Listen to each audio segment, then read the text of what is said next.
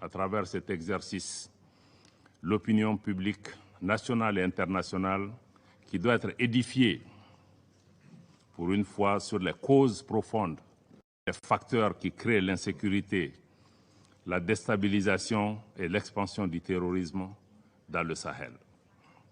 Le Mali dénonce la guerre par procuration qui lui est imposée, tout comme les manœuvres et les entraves à la tenue de cette réunion spécifique pour la manifestation de la vérité dans cette partie du Sahel. En tout état de cause, le gouvernement du Mali se réserve le droit de recourir à la légitime défense, conformément à l'article 51 de la Charte des Nations Unies, mais aussi conformément à la lettre numéro 0444 MACI en date du 15 août que le gouvernement du Mali a adressé au Conseil de sécurité. Donc le Mali se réserve le droit de recourir à la légitime défense si la France continue à porter atteinte à la souveraineté de notre pays, à son intégrité territoriale et à sa sécurité nationale.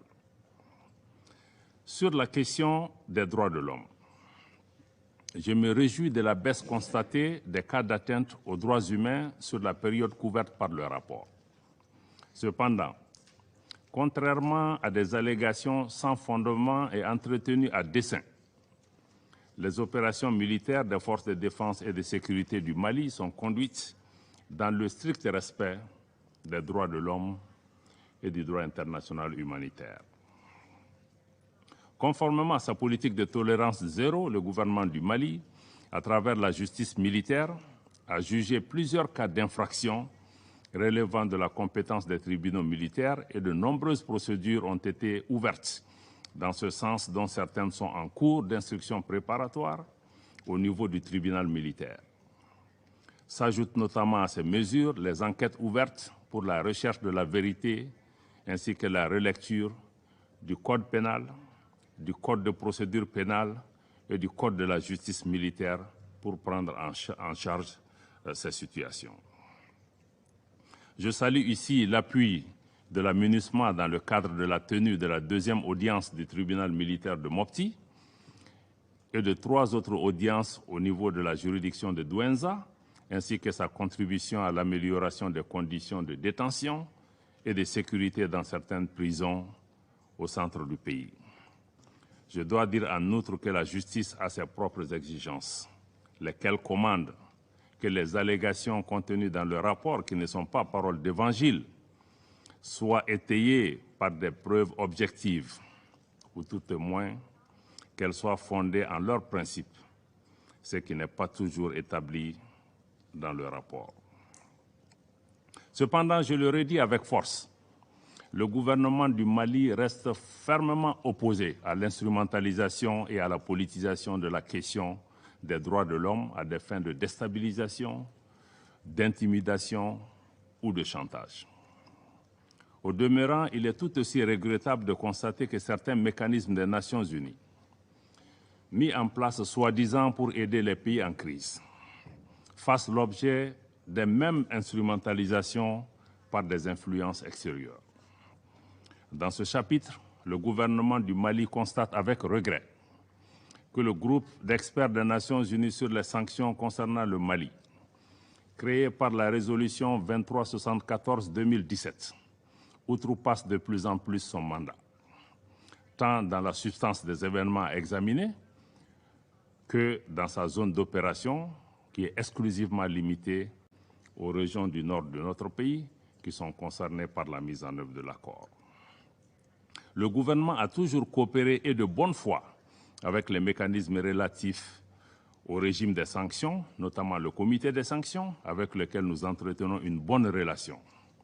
Toutefois, nous envisageons de réévaluer notre coopération avec le groupe d'experts à l'aune du respect par celui-ci des termes précis de son mandat.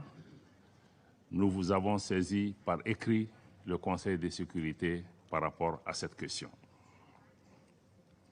En ce qui concerne la situation humanitaire, le gouvernement du Mali reste très préoccupé par la situation précaire des réfugiés dans les pays voisins, que je remercie ici pour leur hospitalité à l'égard des nôtres.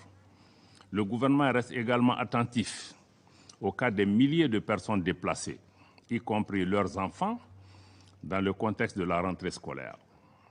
Nous sommes d'autant plus préoccupés que les fonds nécessaires aux besoins humanitaires, comme cela a été signalé tout à l'heure par le représentant spécial, ne sont mobilisés qu'à hauteur de 30%. Cependant, je veux donner cette assurance à nos compatriotes dans cette situation difficile. Le gouvernement du Mali continuera à s'atteler à réunir les conditions, non seulement pour leur prise en charge adéquate sur place, mais aussi et surtout pour faciliter le retour dans leur localité d'origine, dans la sécurité, mais aussi et surtout dans la dignité. Mesdames et Messieurs les membres du Conseil, j'ai également pris bonne note de vos remarques et observations en ce qui concerne les défis opérationnels posés à la MINUSMA. Le gouvernement du Mali s'est organisé à prendre en charge le départ de la force française Barkhane. Il n'y a donc pas de vide sécuritaire à cet égard. Nous invitons par conséquent la MINUSMA à pleinement coopérer avec la partie malienne en vue de l'efficacité de nos actions communes sur le terrain. Vous comprendrez ici, contrairement à ce qui est véhiculé, qu'il n'existe aucune volonté de restreindre les mouvements de la mission. Il y a plutôt de la part du gouvernement du Mali une volonté d'affirmer notre souveraineté sur notre territoire, une volonté de coordination, mais une volonté aussi de partenariat avec la mission tenant compte de ce contexte nouveau. Le gouvernement a été amené à prendre des mesures pour des considérations de sécurité nationale essentiellement. Suite à l'arrivée sans base légale, mesdames et messieurs, sans base légale de forces étrangères qui se présentaient sous la bannière des Nations Unies. Ce qui est profondément préoccupant et ceci doit interpeller votre Assemblée. La suspension des rotations qui s'en est suivie n'a été que temporaire. Elle a été immédiatement levée suite à la mise en place, comme le représentant du secrétaire général l'a dit avec moi, d'un cadre permanent de concertation de haut niveau entre le gouvernement et la MINUSMA, qui comprend pas moins de 7 membres du gouvernement, pour montrer notre engagement à travailler avec la mission pour trouver des solutions. Ce cadre a permis de régler les questions de rotation et ce cadre aussi qui est permanent permettra aussi d'apporter des solutions à d'autres difficultés qui se poseront à la MINUSMA. En tout cas, nous serons toujours disponibles pour envisager ensemble des solutions. Dans la perspective de l'élaboration de la revue stratégique, le gouvernement du Mali affiche en priorité le recentrage de la mission sur les fondements de sa présence au Mali, notamment l'appui à la restauration de l'autorité de l'État sur l'ensemble du territoire, mais aussi une meilleure articulation du travail de la mission avec les autorités maliennes. Je crois que sur ce chapitre aussi du travail de la MINUSMA, je crois que le représentant de la France affirme que la MINUSMA est plus appréciée dans les régions reculées de notre pays. Je voudrais à cet égard lui rappeler la devise du Mali, un peuple, un but, une foi. Il n'y a pas des régions où des Maliens du Nord et des Maliens du Sud qu'on tenterait d'opposer les uns et les autres. Mais je crois que les sentiments que les Maliens expriment à l'égard de la mission à l'intérieur du pays n'ont d'autre vocation que d'encourager la mission à assumer pleinement son mandat, qui est celui de la restauration de l'autorité de l'État sur l'ensemble du territoire malien. Et je vais réitérer encore une fois dans ce micro que le Mali est pleinement engagé à coopérer avec la mission dans l'atteinte de son mandat et dans le plein respect de la souveraineté de notre pays. Monsieur le Président, certains membres du Conseil ont aussi évoqué le dossier de l'arrivée illégale et sans autorisation de militaires venus de la Côte d'Ivoire et lourdement armés, et qui a également suscité beaucoup de commentaires autour de cette table et même en dehors de cette salle. Je note avec regret que le rapport du secrétaire général, malheureusement, omet encore une fois de faire référence à la note verbale MINUSMA /PERT/NV/226/222 en date du 22 juillet, par laquelle la mission elle-même établit clairement qu'il n'y a pas de lien. Encore une fois, mesdames et messieurs de la Norvège, des A3 et de l'Albanie, il n'y a pas de lien entre la mission et les 49 soldats qui sont arrivés sur le territoire malien.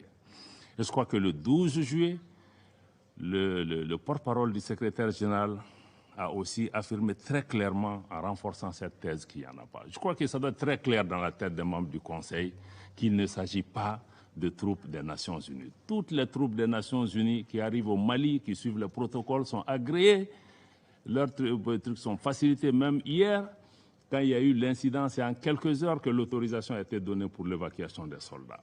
Donc je crois qu'il ne faut pas qu'on fasse d'amalgame à ce niveau. Donc la justice malienne est donc saisie de cette affaire, qui ne concerne pas les Nations Unies.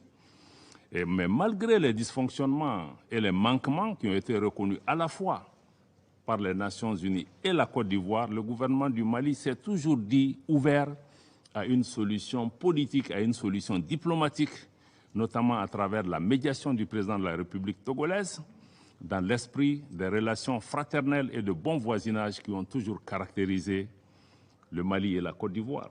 Nous sommes des pays frères avant tout. Cette médiation a déjà permis la libération, pour raisons humanitaires, de 3 soldats féminins.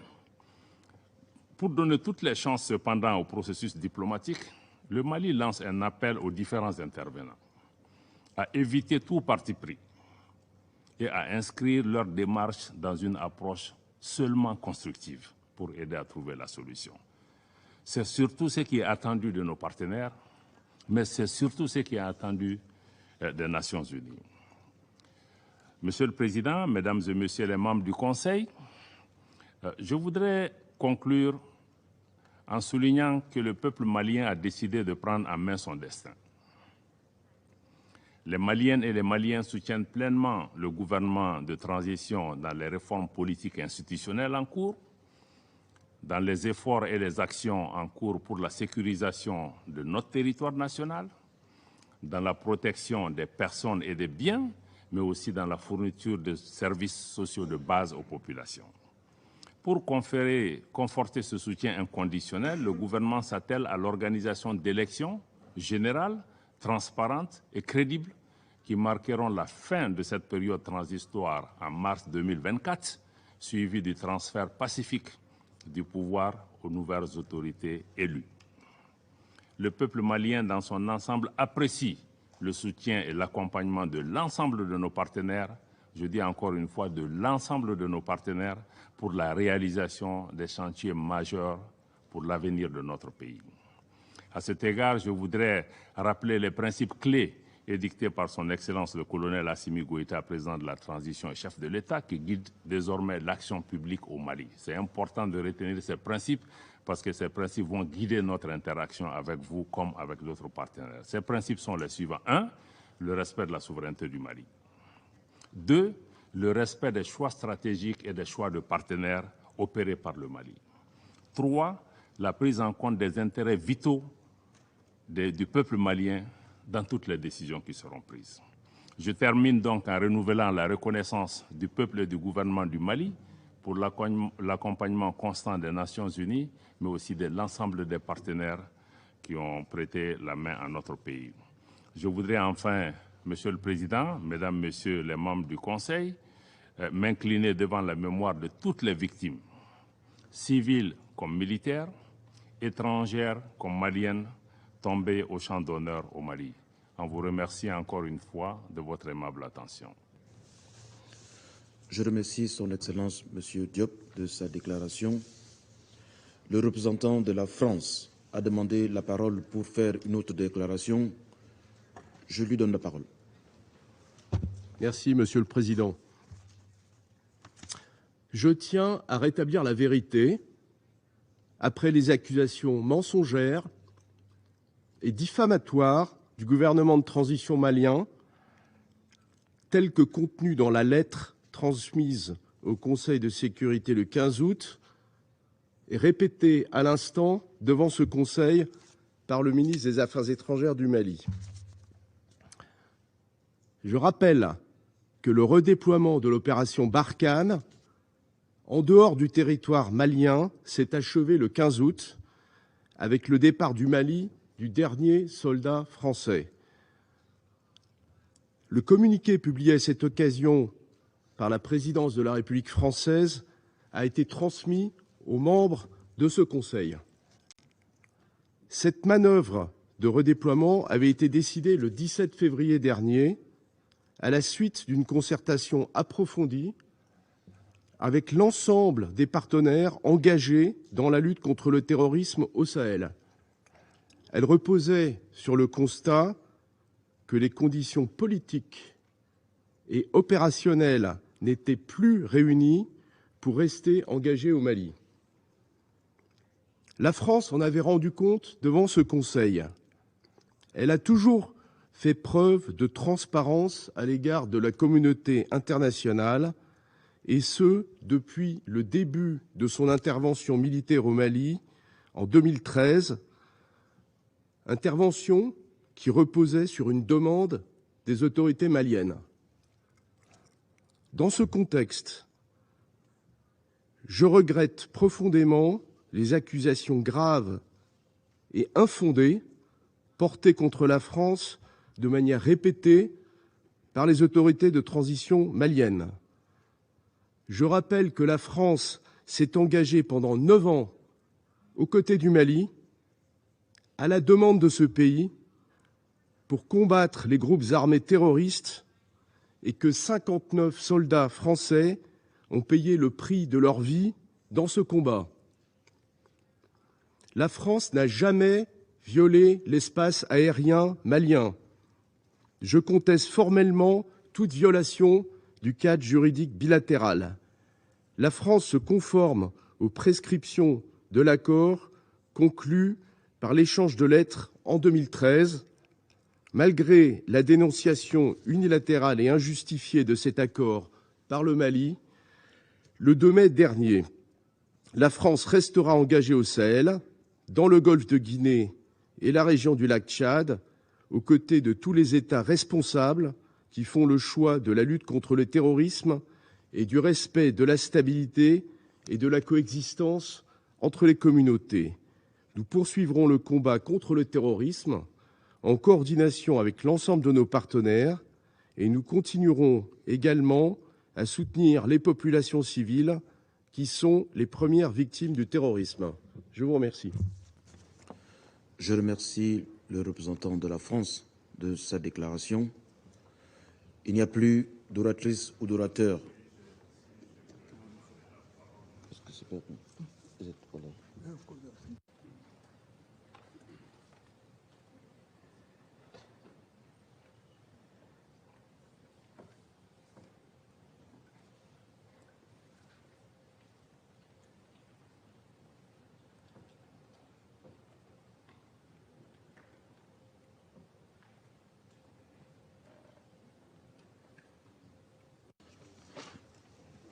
Son Excellence, Monsieur le ministre, Monsieur Abdoulaye Diop, ministre des Affaires étrangères, de la coopération internationale du Mali, a demandé la parole pour faire une haute déclaration. Je la lui donne. Merci, Monsieur le Président. Je m'excuse vraiment de devoir prendre la parole parce que je pensais que la réunion était terminée. Je crois que je ne vais pas aller dans le détail pour répondre aux déclarations qui ont été faites par le représentant de la France. Mais je crois que sa prise de parole justifie encore une fois la session que le Mali a demandée pour pouvoir présenter ces éléments. Parce que nous n'avons pas eu l'occasion de pouvoir présenter ces éléments. Je souhaite maintenant que la France a commencé à répondre, qu'elle donne son accord pour que nous puissions avoir cette session où, dans les plus brefs délais, l'État malien amènera à la face du Conseil de sécurité, à la face du monde, des preuves concrètes et tangibles de ce que nous mettons en avant. Il y va de la crédibilité du Mali. Le Mali n'a pas fait ces déclarations à la légère. Nous savons qu'il s'agit d'actes et de déclarations extrêmement graves pour lesquels nous mettons en jeu la responsabilité et la crédibilité de l'État malien. Donc je souhaite que la France soit maintenant porteur de cette demande pour cette réunion spéciale. Merci.